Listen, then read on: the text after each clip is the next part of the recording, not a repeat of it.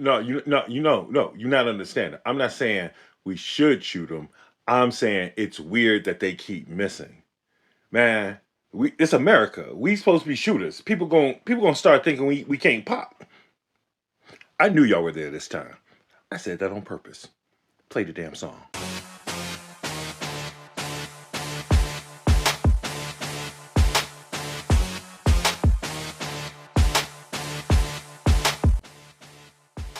What had happened news with the rare entertainment edition.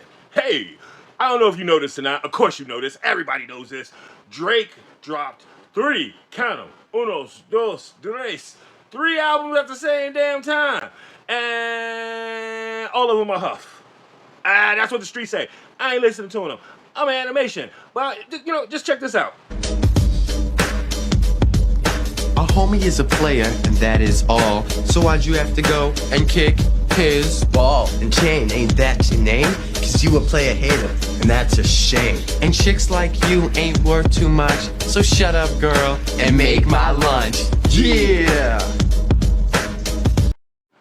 How Kendrick whip your ass in a rap battle without dropping any raps? Huh? He didn't drop a single song, and he's still whipping you, dog. I mean, look, don't take it from me. Your man's fell asleep watching. Until then, don't let your friends turn you against. I mean, you got Drake stands losing interest mid-stream. 43 songs, not one banger, not a single one. I know what you're thinking to yourself. Excel, Mr. Excel, you hating. I'm not hating, man. I'm listening to the people. Like I said, I ain't even listening to the music. I'm reporting what the people say, and the people say... Artists of all time. I'm not a delusional psychopath, though. If you think this is good, you're delusional and you're brain dead. I didn't hear that. Man, I'm not gonna lie, bro. I'ma keep it a buck, bro. I love Drake, but damn, bro.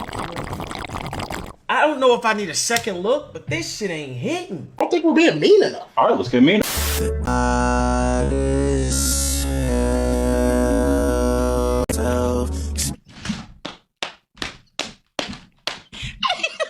I wanna be your man. You still on this shit? Star. How? You do not love the hoes this much? Fuck. This is not good at all. There's not that many standout songs off the first listen. And in my personal opinion, I feel like if he just made one project, I mean, shit, it's obviously trying to get out his deal, whatever he got going on. What was he thinking? Clap with no hands. Alright, we gonna start the basic step, ladies. Nice and slow. To the left. To the right. No.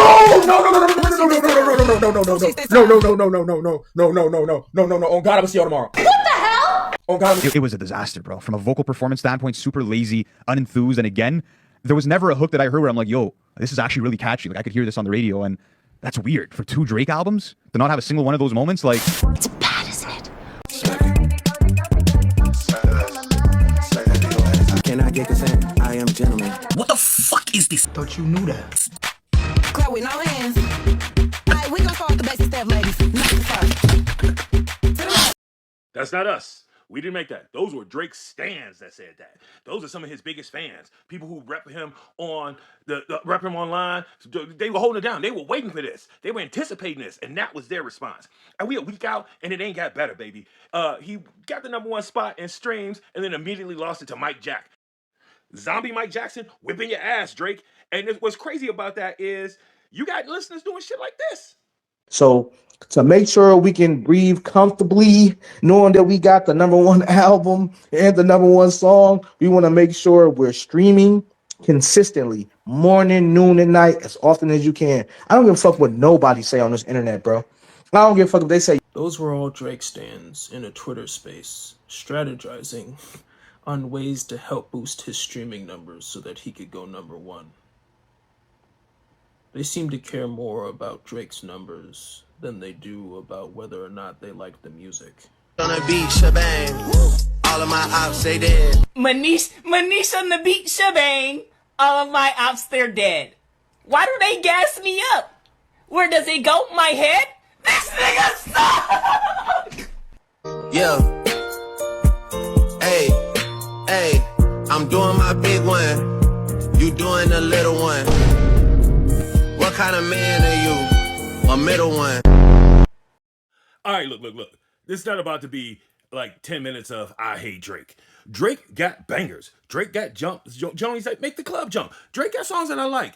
I love working out to Drake and Beyonce. When they make those little upbeat songs and they like boom, boom, boom, yeah, those are great songs to work out to. But when he starts talking about how he gonna murder cats and he thug and the streets is hard, man, it's just not, we not buying it, dog. We saw you grow up on TV. We know you don't know thugs. You're not one. You probably don't hang with them. You live in Toronto. The Six don't even have a high murder rate. What the fuck are you talking about? Like, where do you get like all this energy for being a thug, dog? You just copying shit, and that's the whole thing Kendrick was talking about. The fakeness, man. Just make some dope beats that niggas can dance to and chicks can shake their thing to, and you golden. Shut the fuck up about Kenny too. When I see people hate Drake, I'm just like, yeah, these are the niggas that don't get pussy. They don't get it. They just don't get life. Bro, like, if you really out here fucking with these hoes, dog, yeah, having these experiences, and right. You get it. Like, get the fuck out of here, bro. Drake makes music for nerds who have dreams and aspirations of one day to get women. Because that's what he was. Drake had to gain weight, get money, grow a beard for women to look at him any kind of way. That nigga had to become a megastar for women to want him. You think women was attracted to this nigga? Absolutely not, son. Why you think Drake got so many songs crying about how somebody broke his heart? It's his thing.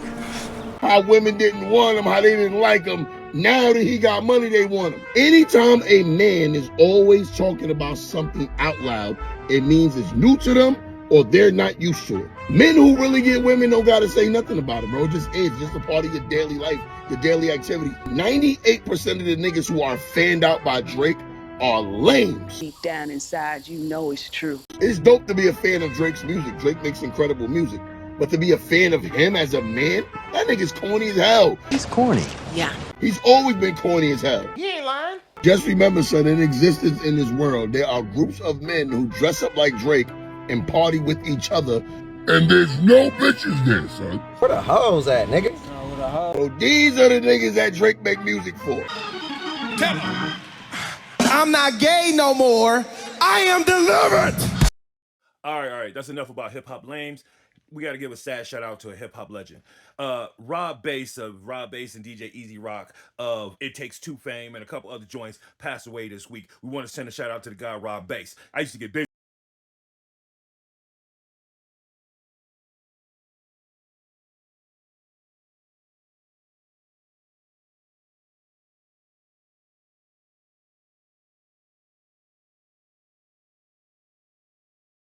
In an effort to keep this quality programming coming to you, we have started taking on ads. Here's an ad from a woman talking about. She's talking about what? We can do this. Okay, here's the ad. I'm about to read you guys an article I wrote about how my pussy is not all that good. And yes, I wrote this, and it's true, my pussy is not all that good. So let's get into this article. I wrote this January 4th of 2026, and it goes like this. So this isn't for shock value. As the title suggests, my pussy is not all that good. Men can find better, much better actually, as a sex enthusiast and a woman deeply moved by sex and all it entails, and also as a woman who consults with, dates, and is intimate with other women, I can confirm there is indeed better pussy out there than mine. Okay, I gotta keep it 100. She cooking right now. She cooking. Keep it going. That wet, gushy, pasta mixing, hot and ready on demand pussy does not belong to me. My pussy is more complex. She doesn't have a mind of her own. She's heavily influenced by my mood, attraction, comfort, and sense of stability. My pussy also doesn't pity unattractive men. What is this ad for? Is this a stay the fuck out my DMs ad, or what is she advertising? My pussy has always been there, the truth, the way, and the light, serving as a not interested detector. Some of you will read this and think, what the fuck? But if you're really being honest with yourself, your pussy is either one, not as good as you'd like to believe, or two, capable of having much better experiences. See, the pussy we all deserve is directly tied to alignment. The kind that requires intimacy, depth, and understanding. Rarely is she good in forced, rush, or awkward situations. And it's not necessarily casual sex that's the problem. Casual sex isn't the villain, misalignment is. It's entirely possible for a stranger to give you what your favorite ex could never. Woo! That wasn't no ad, that was a sermon. Hey, we're gonna cut it off right there because the sister gets deep. You should check out her full post. Look, it ain't a whole lot of women on the internet talking about how they vagina ain't good. We got information right there, right? Yeah, well, you look up, man, you can see the whole thing. But whoa! Yeah, I kind of think that really aligns with the whole Drake music, you know? I don't know, maybe it does.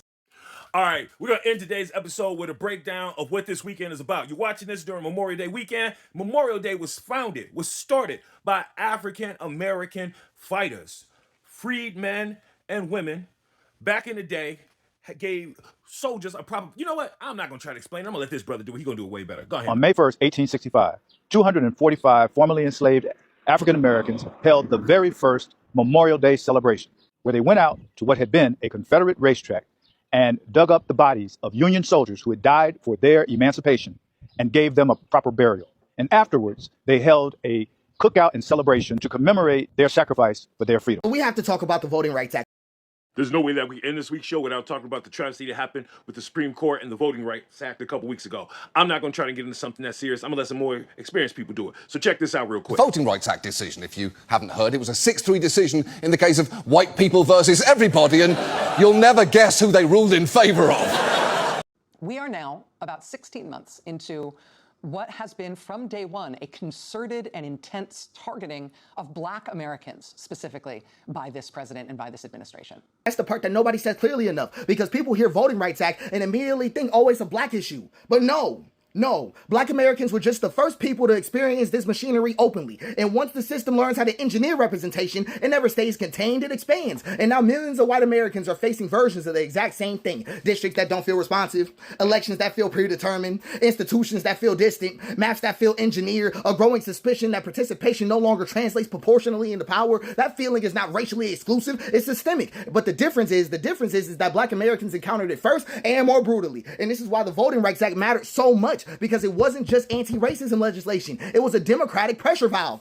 It was a line in the sand that said, you cannot redesign democracy every time participation expands. And what people don't understand is that they didn't destroy this protection in one moment. It wasn't one moment. They destroyed the geometry slowly. The original Voting Rights Act had teeth. It didn't just punish discrimination after damage was done. It stopped states before they could change the map, before they could close the polling places, before they could restructure the districts, before they can dilute representation and then spend years trying to hide behind court delays. That real power was pre-clearance. It was pre-clearance. The burden used to be on the state. Now the burden is on a citizen. That shift, it changes everything. Because modern Americans do not live in a crisis that is just filled with corruption. It is representational instability, and you can feel it. The districts are drawn so aggressively now that people already know the outcome before voting even begins. Think about how psychologically corrosive that is. Really consider it. You grow up hearing your voice matters, and then you become an adult and realize that your entire neighborhood was folded into a map like origami, not even to represent you, but just to contain you, And then everybody acts like it's normal. It's not normal. This is exactly what happens when politics stop being about persuasion and start becoming about engineering the field itself, not convince more people, but optimize the map. And the terrifying part is that nobody even really flinches at the fact it isn't hidden anymore. The maps are public, the strategies are public, and the lawsuits are public, and everybody knows it's just a disaster. That's just the disaster. And that's the second sermon in the church said amen. Hey, listen to that brother. He was talking real business. We need to fix that. War's still going. Gas prices growing. We'll see y'all next week. We're going to keep the funny flowing. That's it for What Happened News. Peace out. Y'all know what to do.